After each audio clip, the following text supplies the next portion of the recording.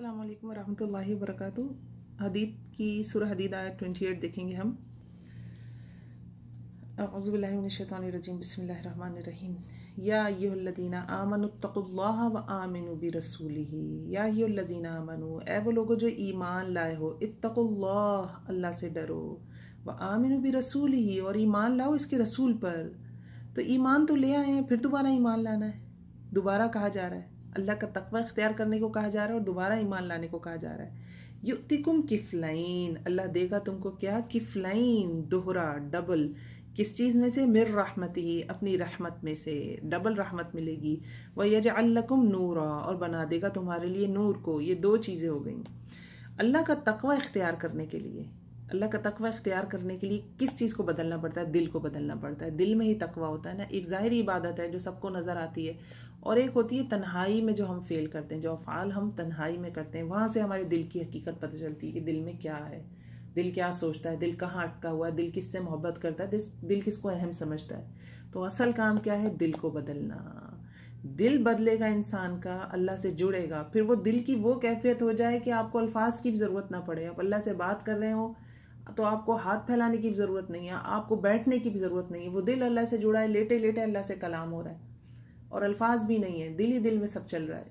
अल्लाह का तक़वा इख्तियार करते हैं और आप सल्लल्लाहु अलैहि वसल्लम पर ईमान लाते हैं, हदीस को अहमियत देते हैं, उस पर चलते हैं, तो अल्लाह रब्बुल इज़्ज़त क्या देंगे? युक्तिकुम किफलैन मिर रहमती। नंबर एक, रहमत अपनी डबल कर देंगे। अल्लाह रब्बुल इज़्ज़त से हम डबल रहमत पाएंगे। व यजअल लकुम नूरा, और बख्श देगा तुम्हारे लिए, बना देगा तुम्हारे लिए नूर। नूर हम इस सूरह में काफ़ी दफ़ा पहले भी पढ़ चुके हैं, गालिबन 2 दफ़ा नूर की आयत आ चुकी हैं। तो नूर क्या है? पुले सिरात पे नूर मिलेगा, और दुनिया में भी इंसान किसके साथ जीता है? एक नूर के साथ जीता है। नूर किसे? नूर किताब को भी कहते हैं, कुरान को, कुरान के लिए भी नूर आता है। और साथ साथ क्या है कि एक इल्म है, इल्म को भी नूर कहा जाता है। तो वो इल्म भी कहाँ से मिलता है? किताब से ही मिलता है, कुरान से ही मिलता है। तो नूर के साथ चलने वाला दुनिया में जो चलता है ना, ये पहले कुरान में सूरह बकरा या सूरह आले इमरान में गालिबन ये आयत डिस्कस हो चुकी है मिलती जुलती से, कि जैसे कि एक बहुत बड़ा मजमा है और उसमें सब ने काले लिबास पहने हुए हैं। थोड़ा सा जहन में लाइए, और एक शख्स है जो बिल्कुल सफ़ेद, चमकता हुआ सफ़ेद जो होता है ना, वो लिबास पहन के उस मजमे में चल रहा है, तो वो अलग चमकेगा ना। तो अल्लाह के नूर के साथ जीने वाले शख्स की मिसाल बस ऐसे ही होती है कि उसके इर्द गिर्द अगर लोग नहीं है नूर वाले तो सब अंधेरा, और वो वाहिद अकेला है जो नूर के साथ चमक रहा है और अपने मामलात किताब के मुताबिक, कुरान के मुताबिक कर रहा है। तो अल्लाह रब्बुल इज़्ज़त फरमा रहे हैं कि जब दिल बदलता है ना, इंसान के दिल में तकवा आता है, मोहम्मद सल्लल्लाहु अलैहि वसल्लम की पैरवी आती है, तो उसे क्या मिलती है? रहमत तो मिलती है, रहमत जन्नत भी है, और क्या मिलता है? नूर मिलता है। ये नूर पुलिस रात पे मिलने वाला नूर भी है, इंशाअल्लाह अल्लाह से उम्मीद है ये कब्र में मिलने वाला नूर भी है, और ये दुनिया में जीने वाला नूर भी है कि कुरान के साथ जिए। तमशून बिही, तुम चलोगे साथ इसके, यानी उस नूर के साथ इंसान चलता है। वही जो भी मैंने मिसाल दी, उस नूर के साथ ही अपने सारे मामलात करता है, तो वो बिल्कुल ऐसा होता है जैसे चमक रहा है, हर सब के दरमियान बीच में वो चमक रहा है जो कुरान पर चलता है।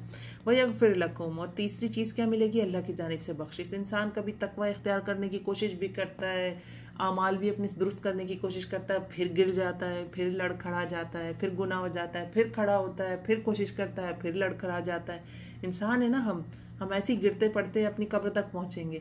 तो अल्लाह रब्बुल इज़्ज़त क्या फरमा रहे हैं? वही यग़फ़िर लकुम, और बख्श भी देगा तुम्हें। जब तुम्हारा नामा अमाल खोला जाएगा, देखा जाएगा, गलतियां होंगी, किसी का नामा अमाल 100% उजला नहीं हो सकता, उसमें स्याहियां हैं।